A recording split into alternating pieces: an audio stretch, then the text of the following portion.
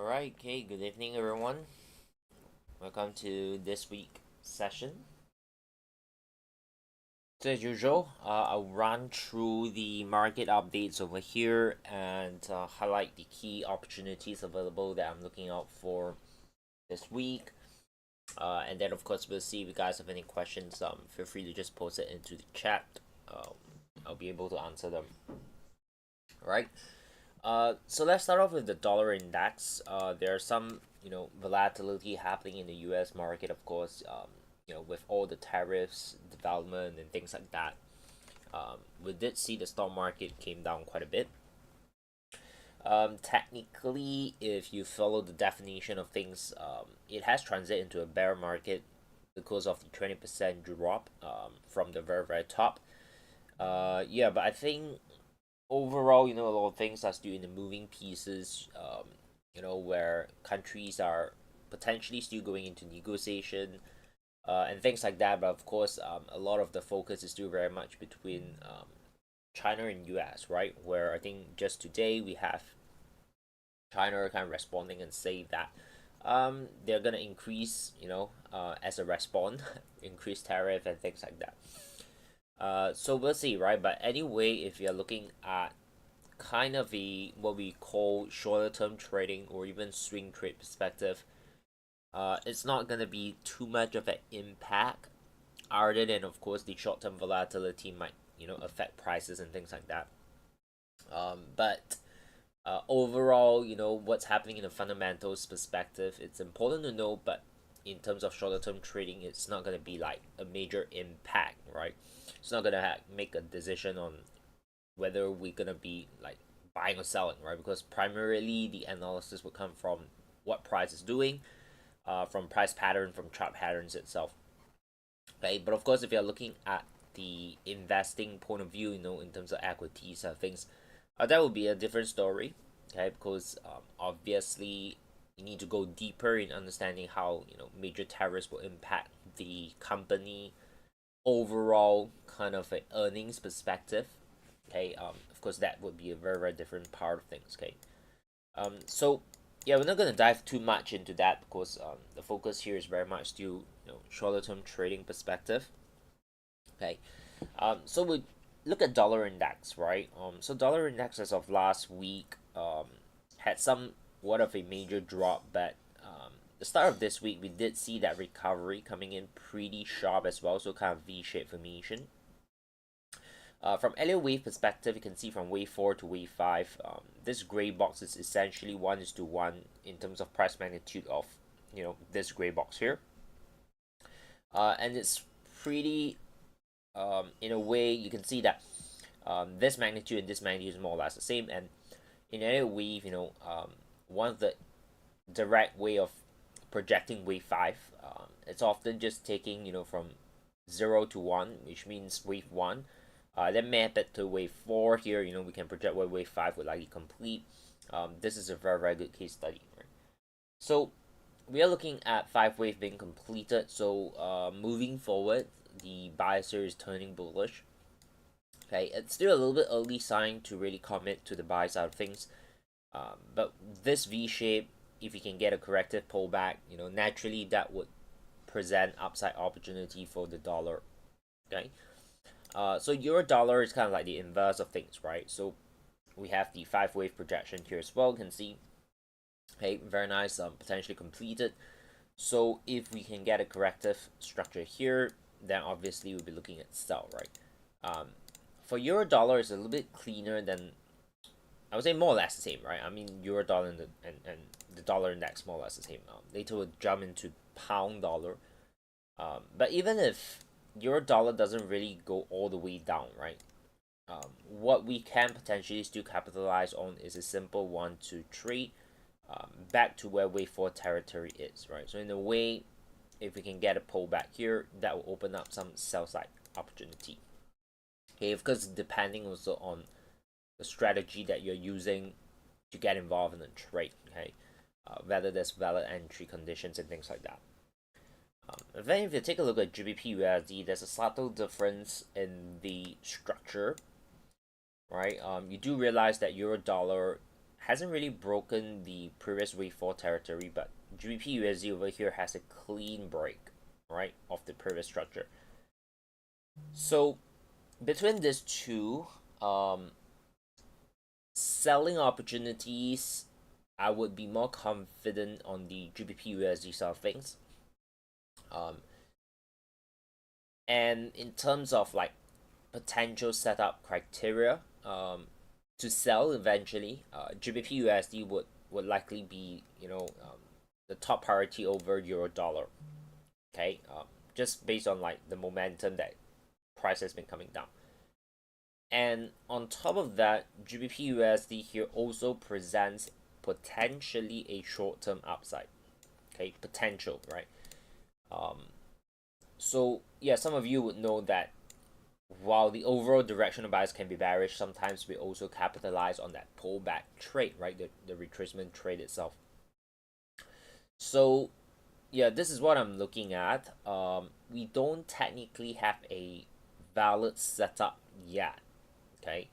But this week here, I'm kind of expecting that if this is gonna pull back, okay, we may look into that short-term opportunity, right? If this is gonna go 1, 2, 3, we may catch this within the week. Okay, so that's something I'm personally looking out for. But right now we don't have that, conditions and setup ready. Okay, but just moving ahead a little bit, that's what I'm looking out for in terms of GBP USD. And of course, once price retreats back to the 50 and 618 key area here, then naturally we'll be looking at sell. Okay, so that's the outlook on pound. Right. Then we have the Aussie dollar here as well. Okay, so Aussie dollar, its overall momentum is bearish, right? And if you kind of zoom out, okay, we have, I mean, this is on the daily and pretty zoom out, right? Price is currently like tagging this low here, then made a little bounce. We have two ways on looking at this. Okay, one is that this is the leg up, and this entire piece is essentially a corrective piece, and this low holds. Okay, and if that's gonna be the view, then naturally, the upside will be the direction eventually that we're gonna focus on. Now the other view count here is we basically then expect this is the low. Price would eventually come back and tag this, giving you a potential double bottom structure. Okay, so that is the overarching view in terms of like two possibility, right? So why is that important? Because if we are looking at the first view, meaning after this fifth wave down, right? So if you're looking at this from this peak 1, 2, 3, 4, and then 5, there's a good possibility we'll see a major reversal, right? The other perspective, which is the second point of view, is that this wave 5 is not the end of it, and we'll probably look at more downside. Okay, so again, from week to week, it doesn't really matter too much because we're gonna track prices as it develops. We're gonna update our view count accordingly, but just giving you that bird's eye view, right? The big picture of things. So Aussie dollar over here, as of now, we're definitely bearish bias, right? Because of that momentum of, at the same time we see like some previous low very cleanly broken. Okay, price did tag the 38.2, but I think this little retracement is a little bit too small in terms of relative time. So I'm expecting eventually price would still take some time to develop it before that drop. Okay, we'll be looking at sell. I'm not going to be so keen in looking at a pullback trade on this. I'll be primarily interested in the sell. Obviously that would happen on the lower time frame. When the setup occurs, we may get something to look at the sell side. Okay, so that's on Aussie. Direction of bias here is going to be bearish. Then we have the dollar Canadian, right? Dollar Canadian right now, you can see on the 4-hour, is basically neutral. However, if I kind of bring you to just a slightly higher time frame, There's this good possibility where this is a simple 1, 2, 3, and this 3 wave can be completed for price to make another move back up, just maybe to retest that highs. Okay. Yeah, having said that, of course, it doesn't necessarily mean price needs to go higher, but that's gonna be my primary view, right? Which is to expect that 3 wave here. You can see 1, 2, 3 to complete. The rationale behind that is because after price break that previous low, right, you can see it's a momentum break. It kind of inverse, I would say reverse, okay, pretty quickly, giving us a V-shaped formation. So that opens up the possibility where this can be a correction down, and in terms of like minimum expectation, we look at one more pushback up. Okay, now it may not go all the way up, but the minimum expectation here is we can look to capitalize on a potential even a 3 wave move, and if this were to come down, it's fine because we can still catch this first, right? So that's my take. Okay, and this one here, that is that potential setup. It's not really the most ideal setup, but it's a potential setup that I'm looking at, right? There are a couple of things and conditions that are not there within the setup. There's no liquidity sweep. There's really no clear break of structure of change of character. It's literally just based on a V-shaped formation, based on a higher time frame perspective of a 3 wave development.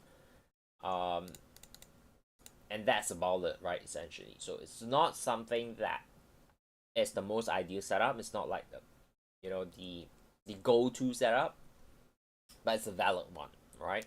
So then again, you want to make that assessment in terms of like, is this trade worth taking? Is it something that you can accept? All right. So that's on dollar Canadian. Then we have GBP USD. GBP USD over here, not GB USD JPY. Okay, dollar yen. Dollar yen over here is a little bit tricky overall as well, because on the daily time frame, we can view this as this is done, okay, where this is the low, and then we can expect one more pushback up, or alternatively, very, very similar to Aussie side of things, we can expect this to keep going down and kind of form a double bottom, or even break that low to form this kind of structure, right? So again, giving you the bird's eye view, and then of course on a lower time frame perspective, we are kind of expecting more downside, right? If we can get a corrective move here, then we can expect more downside. Okay, because price actually broke that. So dollar yen, we don't have a clear setup right now, but I think there might be a possibility where we might get something tomorrow. Okay, so we have some criteria that is required in terms of the setup over here. We have obviously a couple of like lows being broken, right? So that opens up potential liquidity sweep. We have even this high here gets taken out. Okay, so that's a potential break of structure, of course. Not the best, because again you can see this high didn't really like kind of break the others, but there is some attempt to break the low. Of course, you can also take this here. We have close above it. Again, not the cleanest of all, right? And then on the high time frame, to be honest, we don't really see like clear fair value gap creation. So meaning like this push up wasn't very impulsive in nature. So yeah, it's a matter of, again, personal preference and choice, right? Whether this trade is worth taking or not. Okay. Again, you want to bear in mind your risk exposure in the dollar, right? So if, again, like me, if I'm looking at dollar CAD, then both setups are not like the best, right? So you want to maybe filter off a little bit, in a way where if you're taking $1 buy trade, then maybe the other one you probably want to skip it, or you can't make an adjustment accordingly. All right, so that's on dollar CAD. Gold. Okay. Is this move expected? Kind of as well, right? I think we did cover as well. last week didn't really have a session, but prior to that, kind of also mentioned about gold. You don't want to be buying at the very, very top, even if you buy, even wait for a corrective pullback. But obviously, this isn't a corrective pullback, right? I mean, overall, it can develop into a big corrective structure. But for now, this itself is definitely impulsive, okay? Which means that if we're gonna get a corrective pullback, from here, we'll be expecting one more sell, okay? We'll be expecting one more sell. So this one here, you probably need a little bit more time for the correction to develop, and the key area here is around 3060, 3080. That will be the area to look to sell, okay? Silver here pretty similar. The slight difference I think is kind of similar between the euro and the pound, right? Where gold kind of like took out this low here by a little bit, but silver kind of took out that low with massive momentum.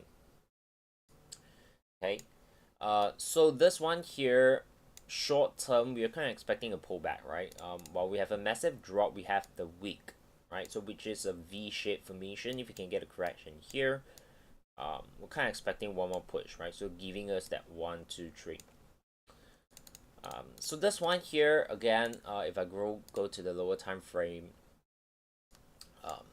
there is that potential setup, but it's gonna be very, very similar to the dollar cat situation where we really have nothing else other than the higher time frame kind of three-wave expectation. Okay, there's no liquidity sweep, there's no real kind of breaker structure. It's basically a V-shaped formation. We expect a pullback and then looking to the upside. Yeah, so again, you need to like make that personal choice and decision whether this is something that's worth. Okay. Yeah, so that's on silver. Okay. Crude oil, impulsive drop. So I think right now here, yeah, the momentum is there. We get a break, but there's really nothing else because this is where it is right now. It's just basically at the bottom. Okay. So you don't want to be executing any trade at the bottom after an impulsive move. You just want to give it time, see how things are going to develop from here first. Okay, so this one, just leave it. Okay, S&P, yeah, this is the one where if I bring it to the daily time frame, you can obviously see from the top to price bottom.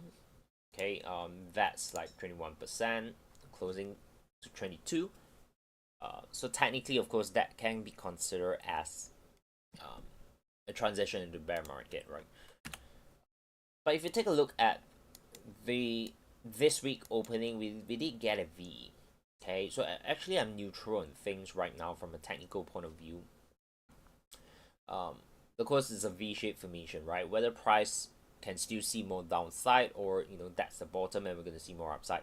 To be honest, right now it's 50-50 things. In terms of probability, it's 50-50, right? It's something that you don't want to lean towards any particular direction.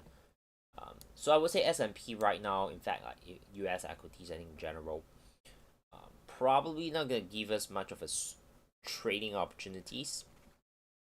Okay, so this one here, probably just be patient, maybe come back another time, right?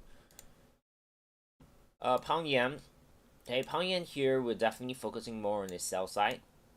Okay, so we did get this impulsive move. If I zoom out, right, the projection here is basically this channel will continue likely to develop, maybe as a bigger kind of like triple zigzag, right? WXY, XZ formation. Okay, so this one here, we'll be looking at corrective pullback towards key area. Okay, 191, 192. That will be the area that we can potentially look for sell. Okay, Aussie dollar, kind of similar here as well. Okay, we get a clean break. This is very much similar to Aussie dollar, right? Aussie yen, Aussie dollar, Aussie related anyway. Yeah, so this one, we managed to break off that channel structure. So again, with momentum, oftentimes that indicates a clean break, right? So as long as price stays below like 95.7, technically we're in a bearish state. So any corrective pullback, into the key area here. You can see 92 kind of aligning very nicely there as well. Will be opportunities to look for sell. Okay, but in terms of like trade setup, I think this week probably not much. Okay, again, we'll see, right, as things develop on a day-to-day basis. Then we have the pound odd. This is not one of the cleanest chart pattern, okay, that we've observed, right? Because prior to this impulsive leg, this looks crawlish in nature. But then price went off impulsively to the upside, right? Now on Elliott wave perspective, this can be a running flat, right? It's not commonly occurring, but it's a valid structure, of a running flat, which is basically 1, 2, 3, okay, or ABC, and then it's a continuation pattern, right? Because that's a running, but we'll never know it's a running flat or is it going to be a crow until we have the next piece, right? So that's the part where I don't really anticipate a running flat most of the time because we don't see it often. Okay. Yeah. So having said that, this pair here, right now, while the momentum is bullish, okay, I don't see any good possibility or potential to really be focusing on trade opportunities, right? So this one probably nothing much. Okay, and then we have Bitcoin.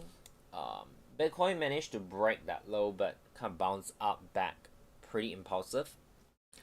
So while we are neutral, if we can get a corrective structure here, we can start to expect more upside. Okay, crypto on a high time frame. Overall, we are still maintaining a potential bullish bias, right? Of course, if you kind of take a look, like where are some of the previous key areas, right? We haven't really tagged that as well. Okay, after that break, okay, you may still see a little bit more downside, maybe towards like 71,000.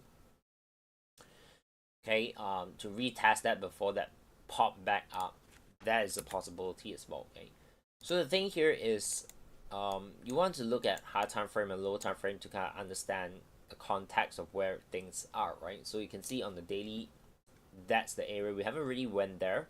So what can happen is this can continue to just go something like that and then come back down and then eventually only pop back up, right? Okay, so if I kind of like just duplicate, okay, this can be the case of what's happening, right? I mean, possible, okay, not exactly the same, but you can see the similarity of how things can potentially develop. Yeah, so okay, have that context in mind as well. The higher time frame key area hasn't really been tagged. Lower time frame perspective, we have broken this. You can see that it can still go higher, but then we may still see price attracted back to that 71,000 first. Okay. Yeah, so that's the overview of the week in terms of like what are some things to know, overall.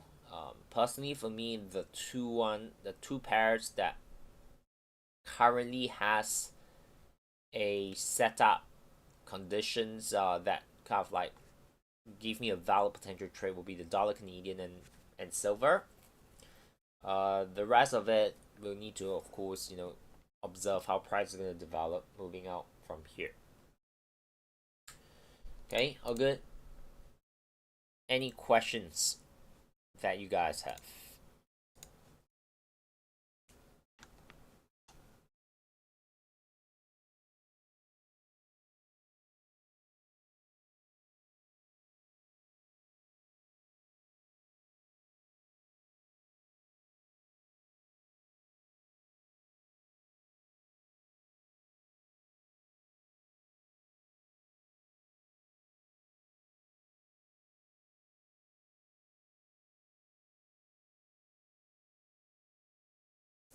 Canadian yen. Canadian yen. Right. Okay, so Canadian yen here, we do see that this low has kind of tagged, right? Potentially a double bottom structure. right? I mean, if you stretch this to the left, technically we have that as well, right? So kind of potentially a key level that price hasn't successfully broken through. Okay, we have a little bit of a V shape here. Higher time frame perspective, there's a little bit of a tiny fair value gap here, but it's not at the key zone at the bottom, right? So, but still looking good. Okay, on the lower time frame, on the H1, right? We do have the fake break at the bottom, right? So liquidity sweep over there. We do have price taking out that high here as well. Okay, that swing high gets broken. From a setup perspective, it's valid. The only thing that is lacking in terms of the condition is the fair value gap creation, right? Which means that this zone here, we don't really see some sort of a fair value gap, right? The fair value gap is at the top, which is not ideal. Yeah, so that's on the setup perspective, and then on the high time frame, we have this very clear structure area, right? Key area that price is reacting of it. How far would we kind of like look up for, right? I mean, if you're conservative, you look up for this high, which if I stretch left, you can see, right? Previous reaction around that zone, it's pretty significant. If you're looking at Fibs, I would measure it from the high to the low, right? The 15% mark, probably around that zone as well, right? So yeah, that's my take. Okay. Short term here, we are potentially looking at upside possibility. And then kind of highlight that the conditions are there except for the fair value gap. Okay, so that's how I'm gonna look out for in terms of like CAD yen. Right, so if this were to come back down, there is that good possibility this zone can serve as a potential entry point. Okay, okay,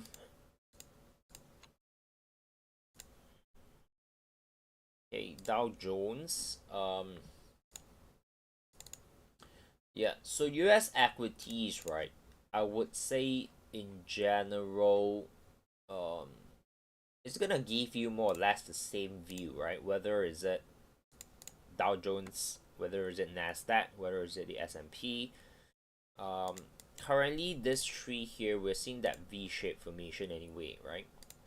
Okay, so more or less the same. We have a strong drop, and then currently market seems to be bouncing up. If I zoom out, as you see just now in terms of like the Dow Jones, right? The market actually reacted off some of these areas here. So obviously, if you want to consider an opportunity, I wouldn't say it's a longer term, but more of like swing trade, is that if the market starts to give a corrective pullback, that can be an opportunity to look out for, right? Again, from wave theory perspective, it can be just a simple 3-wave pullback. Okay, meaning if you take a look at that, it can be something just simple 3-wave, right? And then whether a market eventually would really continue higher or like reverse and come back down, I mean, as a trade, you're looking to capitalize maybe this move, right? Yeah, so that's my take on Dow Jones.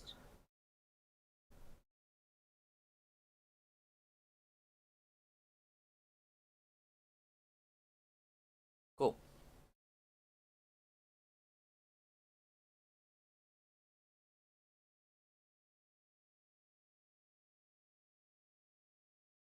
Okay. Yeah, so generally those are the things I have. Yeah, if there's nothing else, I hope today's session has been insightful, right? Some of the things to note out for, and of course, the opportunities available for the week.